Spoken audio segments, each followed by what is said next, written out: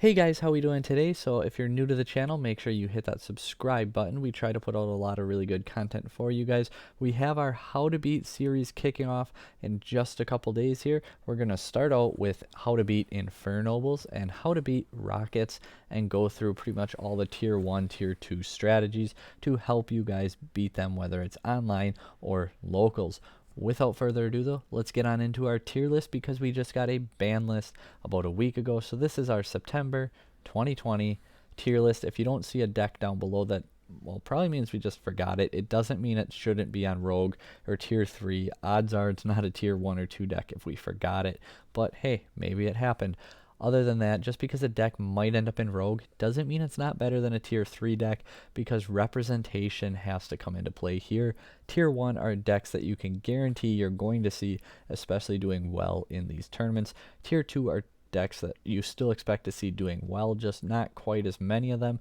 So since there's not as many, they're not quite tier 1, or maybe they just don't quite have the good matchups that a tier 1 deck may have.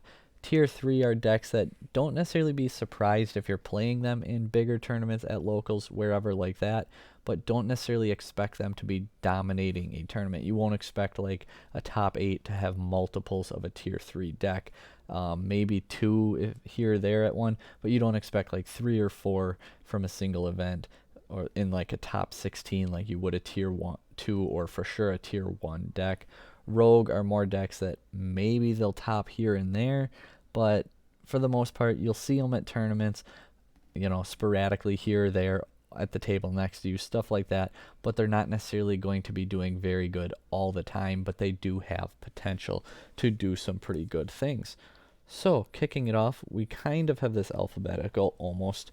We're going to start out with our ABC as the first one. ABC Dragon Buster just came back to 2 copies.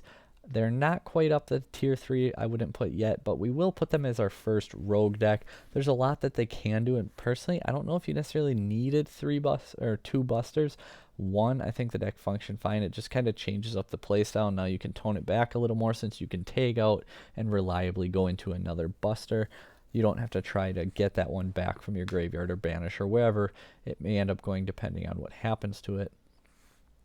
And that brings us to our next one. So Block Dragon got banned, and that's really about the only hit. I mean, Synchro Spam, they more or less summon their Adamancipator tuners from the deck off Halka-Fibrax, not really the O-Line Jet Synchro, things like that. But Adamancipator I do have now down as a tier 2 deck, because I do think that they're not really more fragile. They still do what they do pretty much like they did before, but they are a little more fragile, and they're more vulnerable to hand traps because they don't have the I'm going to get 3 free extenders back card in Block Dragon. And they lost a little bit of the recursion for after turn 1. The next deck is Altergeist, one of the better control decks in a very combo deck heavy format.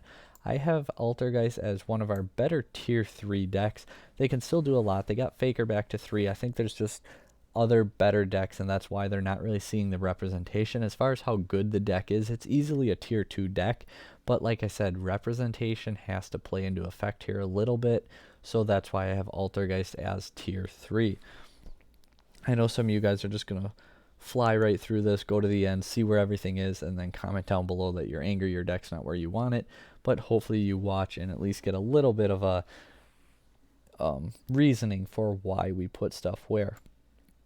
If you saw Team Sam's video, you saw Yassine's Blue-Eyes deck. And if you saw Yassine's Blue-Eyes deck, hopefully you're watching our channel, you saw our Blue-Eyes deck that was definitely taking some notes from him and then putting our own unique twist on it and changing around quite a bit.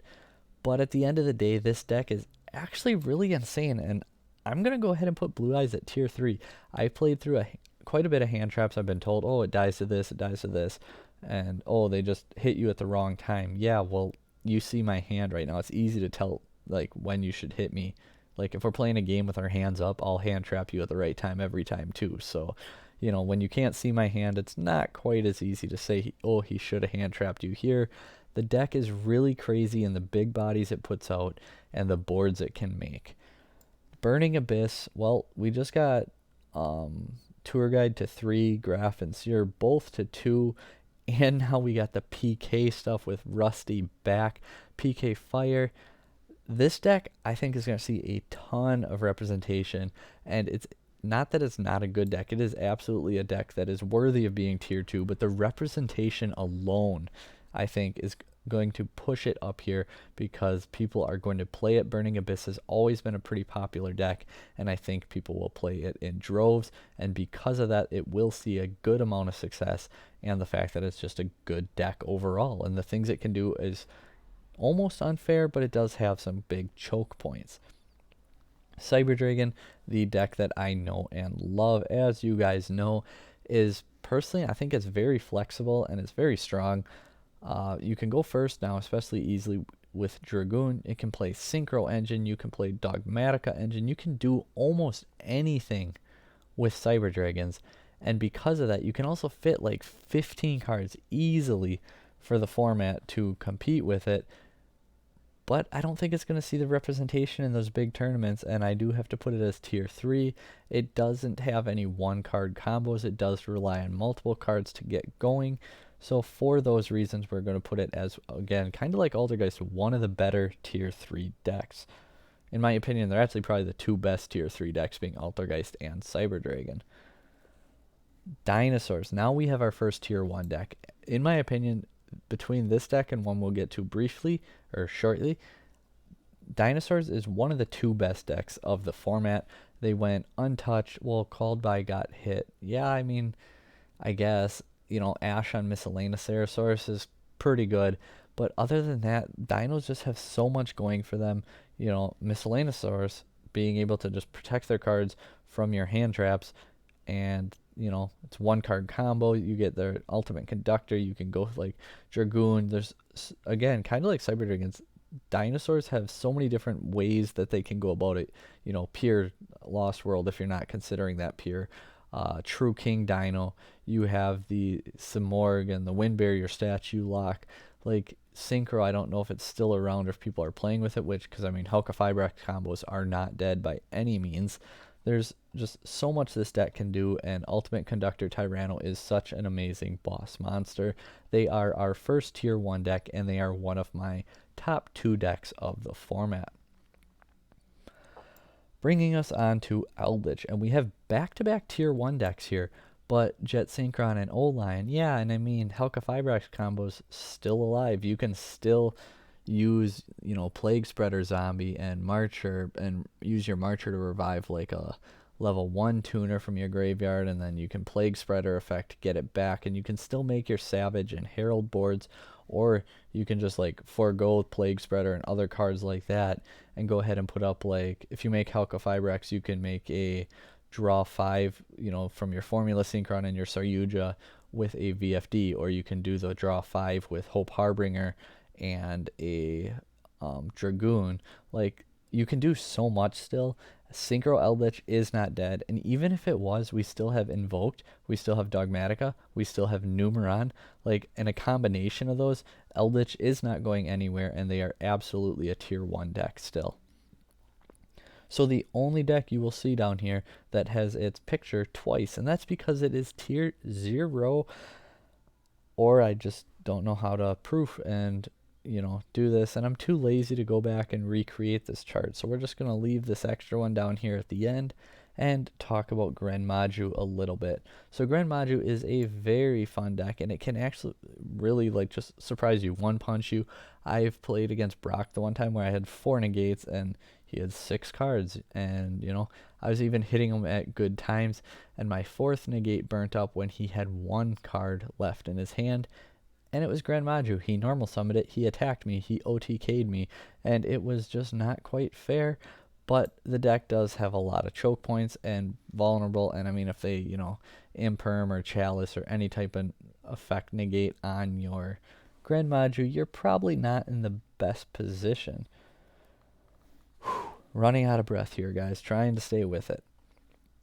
Guru Control is another deck that is just, I don't know how to exactly put it. I don't think they're as good as Altergeist. They're probably the best deck that can abuse the Numeron engine, so that definitely helps them out a ton. but we're going to go ahead and put them as a rogue deck, probably one of the stronger rogue options. It's just not really a format that I don't think a lot of people are going to be playing more control-based decks. The most control one is probably like a Eldlich, which is almost more mid-range, but it's not nearly mid-range. It's just like full combo, full control, kind of mashed together and somehow does both. Heroes, the deck everyone wants to do good, but it just doesn't seem to live up to the hype ever. Kind of, there goes my hero, guys, and we're going to leave them as rogue until they can do a little bit more. The boards they can do going first, and breaking boards OTK going second, but dying to disruption and prone to bricking. And I know some of you are going to be like, oh, not my list, get good. Well, top an event and maybe we'll, move them up. And I get that there's not events going on right now, so I guess you're kind of stuck there. So for Alistair here, we're going to go ahead and talk about Invoked Dogmatika. There's obviously other, you have like Invoked Mech Knight, which we'll kind of cover here in a little bit later, but this is just Invoked Dogmatika, no Eldlich because we already talked about them, but we're going to put them as a tier 2 deck because, it's really easy for them to put extra deck monster on board, Macabre, 1 card Macabre, and then just rattle off all their Dogmatika stuff and get, like the punishment with a double pop or a pop and then summon in the end phase to put out damage to take you down in your turn, going for Fleur with a negate, going for Maximus and taking apart your extra deck while plussing off their own cards. Things like that and reasons like this are why we are putting Invoked Dogmatika as a tier 2 deck. So we're getting close to halfway done with this list. Yeah, I know it's a long way, but we got a lot of decks to cover and I want you guys to know our opinions on most of them and just kind of give you guys, a feel for what decks can do what. If there's certain decks you want to see deck profiles for, let us know down below and we'll try and make it work. We do have a lot already scheduled, so it may take some time to get to them, but the more suggestions one idea gets, or the more people who want it, the more likely we are to bump it up our list and get it done. Here we have Infernobles. This deck is insane. I don't think they took too much hits on the ban list. I guess O-Line kind of hurt, but I don't know. I don't think the deck has really lost much of anything, and I have them as one of the better tier 1 strategies. However, they are not one of my top 2 decks, like I said with Dinos. They are actually my number 3. Eldlich comes in as my 4th best deck. Not to give it away, there are only 4 tier 1 decks, only 4. That feels like a lot, but kind of neat how the alphabetical order actually came out here so far, and we're pretty even, although that is about to change here, and it's obvious that it's not going to stick that way because we only have 4 tier 1 decks that we just told you. So, enough talking about nonsense. Keeping this moving, trying to keep a good amount of time on it. Mermails, they're still Mermails. They do what Mermails do. They didn't really gain or lose anything on the ban list, so they're still a rogue deck. Mystic Mine, well, if you're not Jeff Leonard, I don't think you're doing a whole lot with the deck. He just has a way with it that he does so well.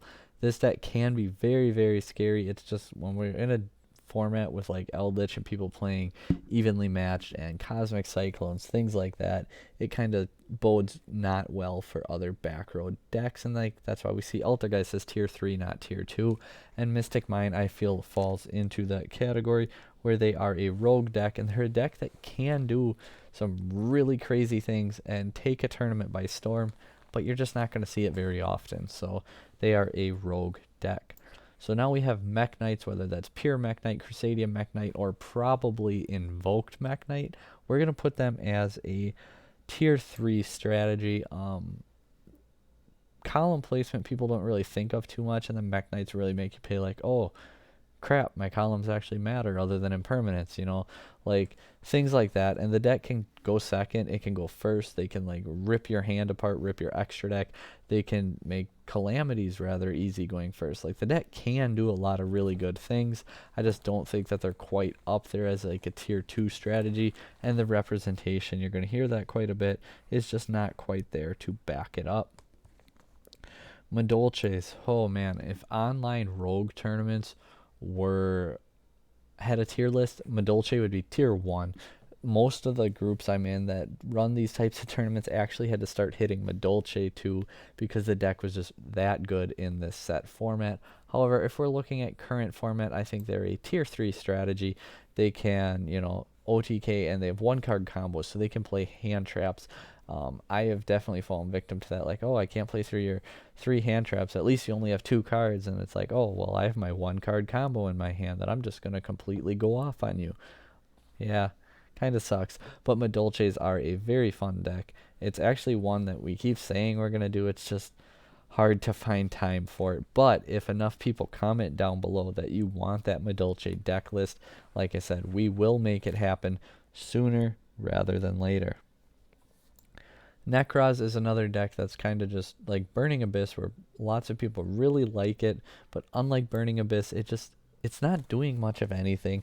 It's a rogue deck. It's a deck that, it might see some good things happen to it, but like Eldlich, Dinos, like there's just so many better decks that people aren't going to play it. And even if you're looking at like nostalgic decks, there's just better ones, especially Burning Abyss right now. Necroz is just not a deck people are going to flock towards. Orcust, so kind of like Burning Abyss, Orcust got a huge boost with Rusty and the PK engine. Being able to make VFD on your opponent's turn, pop a card, send a card, Fogblade, VFD off 1 card, and there's quite a few 1-card combos that they can do it with. And then that's not even talking about like 2-card combos, things like that. Oh, and did we mention you can also make Dragoon on top of all that? This deck is really good. And first instinct, I almost want to put it at tier 1. I just want to see how it performs, how it plays through disruptions, and how it can do in an actual format, not just give it a crown without it actually performing. However, Orcust, as of right now, is my number 5 deck of the format. They are my top tier 2 strategy, and we do have that deck list coming for you guys rather shortly. Paleofrogs, well, this is another one of those back row decks that's just not quite the format for it, but again, it can see success, especially if you hit your right matchups and you draw well, and people just aren't expecting it. And it's one of those decks, if you're not expecting it, it will make you pay, but it's not going to pop up all the time. There's a very good chance you could play a handful of tournaments and never come across it, and then you just get destroyed by it in the next tournament. Paleofrogs, rogue deck, that's where they're going. Pendulums are not the best deck of the format. They do not always put up 10 negates, no matter how much we like to believe that. They can be a very strong deck, but as far as control decks, they're not really a control deck. And as far as combo decks go, well, they're not a top combo deck. They're not even top 5 for combo decks. They're kind of like an odd mid-range / combo deck that's not really a top tier combo deck. And they can go off, they can do a lot, but they also are a little more susceptible to disruption, to hand traps, to not opening well, as opposed to like Dinosaurs or your Infernobles, things like this. I mean, even our Burning Abyss, our Adamancipator, our tier 2 strategies, they're not on that level of those types of decks, and that's what, well, tier 3 is. If we didn't mention it already, I know a lot of people do like tier 1, 1.5, 2, and then everything else. This is basically the same thing, guys. I just don't believe in the 0.5 system. It's tier 1, 2, 3. I'm not going to say 1, 1.5, 2. Like, it's 1, 2, 3. Tier 1, 2, 3, that's just, yeah. It's the same thing, except mine, is a little more realistic, I guess. Not like, oh, this wants to be tier 1, but it's not. It's like, oh, so it's, the tier below that, 2. Yeah, so at least that's how we view it. So here we go now with Rockets and Dragon Link. Is this the FTK? Is it just Rockets? Are you using the Rose Maiden combo? Are you going and doing spicier things now with like Buster Locks, Dragoons? I don't even know what everything is currently going on with it. We are researching it for a How to Beat Rockets deck, or not deck, but a video, and we're hopefully going to update our Rocket deck soon. But I actually have them as the second best deck of the format. They went completely untouched on the ban list, and this deck is actually really crazy. I did pretty good in a couple rogue tournaments where Seifert and LP were banned, and I used rockets, and I still did really well in those tournaments because the deck, I mean, don't get me wrong, those cards are really, really good and absolutely make the deck much better, but it can play without them. It can play through disruption so well, and it can play so many extenders, and the fact that just any 2 dragons is combo. Get 2 dragons on board, combo. Seyfried on its own, combo. Cosmic Space, combo. Like Collapse Serpent, Wyverburster, 1-card combos. Like, the deck is so consistent, and the boards it puts out are insane. It plays through disruption. It goes first. It goes second. It can absolutely, like, just completely stop you if you can't stop it. Like, it's the definition of a tier 1 deck. And, you got Dinos right there.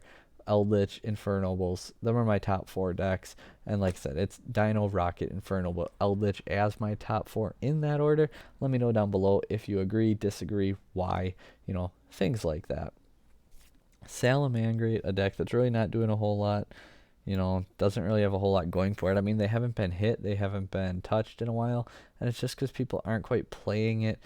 It was a really good grindy mid-range deck, but Eldlich is just so much better, and that's why we see Salamangreat falling to tier 3.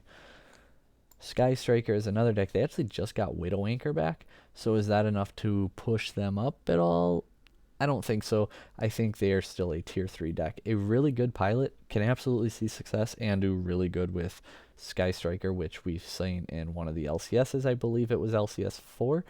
But at the same time, it's not a deck that just people are going to pick up and do well with just because the deck is that good. It's a deck that you really need to know your matchups, know the meta, know like just how to play in general so well. And a really good pilot, like I said, can do really, really good with Sky Striker. Almost done, guys. We have Invoked Shaddolls now. So this is a deck that was really hyped and doing absolutely amazing, really, really good, and then we got, the format kind of cut short. We were getting Secret Slayers, and then Corona hit, and everything changed, and really Secret Slayers just power crept this deck so hard. It was easily a tier 1 deck, and it's all the way down to Rogue now, and Invoke Shaddoll. How good is this deck? Well, I think it's right there with some of the tier 2 decks. But show me anybody who's playing Invoked Shaddoll right now, like anybody. I mean, there's gonna be that one guy in the comment sections. Oh, I never stopped playing it. Which, congrats, great for you. The deck is really good. The deck is really strong. The deck does a lot of really good things. But no one's playing it, so how can we move it up a tier list? How can we expect it to win tournaments, to do good, to top tournaments, to have a lot of people playing it in tournaments? If nobody's playing it, it's probably the best deck that nobody's playing. And for those reasons, we have Invoked Shaddoll as a rogue deck. Hands down, the best rogue deck on this list. Trap Tricks, another back row deck that can catch you off guard if you're not ready for it. Sarah not being able to affect by traps isn't like ridiculously strong or anything, especially right now in this format. But being able to set up a big back row and then summon your monsters from your special summon and they all gain effects based on the traps. And I'm sorry if it sounds like, oh, he doesn't really know what he's talking about. I mean, I kind of do. I played the deck briefly, but no, I'm not a master with the deck. If you are a master, consider yourself a master. If you know any of these decks really, really well, comment in this comment section down below. We might start having some guest hosts come on and show off their deck list for different decks. Maybe show test hands, combos, walkthroughs, deck profiles, stuff like that with you guys to just kind of touch base with you guys a little bit better. Not show our builds all the time, but just kind of reach out and see what the community is doing. So if you know a deck really, really good, not saying we can do it because again we are busy, but we can talk and see if there's something we can work out. Combo Thunder Dragon is coming back. If you saw M. Cole 40's video, this is a top 5 deck, guys. It's up there. It's great. It's tier 1. It's not though. Combo Thunder Dragon, I'm going to put it at tier 2 because I have seen a lot of pretty high level players playing it in some online tournaments, testing it. A lot of these tournaments are rogue tournaments, in which case it's probably a tier 1 deck in these rogue tournaments, hands down. But this isn't rogue tournaments, guys. This is current format. They're one of the weaker tier 2 decks, but hey, Tier 2 is nothing to laugh about. Tier 2 is nothing to be ashamed of. So that's a pretty good spot to be in. You're a top 10 deck. Chaos Thunder, they don't need Colossus. They can do it without. Trickstars. Mostly it's on here because, well, in a couple other people's top 5 decks, I actually saw people complaining about Trickstars and, you know, tier lists and where's Trickstars, and, well, Brock plays Trickstars, and I actually really like what the deck can do, and I think it has a lot of potential, but people aren't playing it because it's not a top 10 deck. But, you know, not a whole lot better than just getting burnt down to nothing, especially with Dragoon as being such a great burn card. But Trickstars, we're going to go ahead and throw them in the Rogue category. Unchained. This is another one of those decks where if maybe we'll do a Rogue format, we'll toss the ban list up and then give you guys a tier list of the decks in those tournaments as well. Probably not, but, you know, maybe let us know down below. It's kind of, you know, I mean, I guess this whole format, like the whole Yu-Gi-Oh right now, isn't really happening anyway. So, you know, maybe it would be fun. Let us know down below what you think. God, we have a lot of stuff for you guys to let us know down below. But that's fun. We like talking with you guys, and we try to answer most comments as long as they, like, are open for discussion, not just saying, hey, great job, in which case we'll like it or heart it, stuff like that. But, like, actually asking good questions and stuff, we try to respond to most of them when we have time. But anyway, Unchained, being able to, like, pop off, use your opponent's cards, popping your cards, gaining effects because of it, you know. Why didn't we get Heavy Storm back instead of Harpy's Feather Duster? Decks like this, that's why. True Draco, I mean, even Cybernetic Overflow. But, you know, like your Unchained cards, like, too many decks are gaining cards, like, floating effects off their cards. Eldlich all floats, like, it's just, I don't know. I don't like the idea of Heavy Storm. I would rather have Harpy's Feather Duster back, which we got, so we are happy here. Our final deck. This deck's still a few cards away from moving up, but Zodiac is a very strong deck still, and it can, well, I can't say do what Zodiac does because it can't quite do what Zodiac does, but it can still go ahead and abuse and, you know, main a ton of hand traps, control the pace, and then go off on you from there. But we're going to go ahead and put them in the Rogue category because I don't see them being anything better than Rogue, but I wouldn't be surprised if you play in, say, a 7 or 8 round tournament and you just happen to run into a Zodiac. Like, it could happen. It could be there. So for that, we are going to put it in our Rogue. Some decks, I know there's going to be someone who says something about where is my can't even think right now, Infernoid deck. Like I said, we can't have every deck on here, and just because we forgot it doesn't mean it's not a Rogue or tier 3 deck. But anyway, guys, I'm sure I started to bore you because I know I'm starting to fall asleep and get tired. This was a lot of talking. If you watched the whole video, thank you guys. Subscribe, like, comment, share. See you next time. Take care.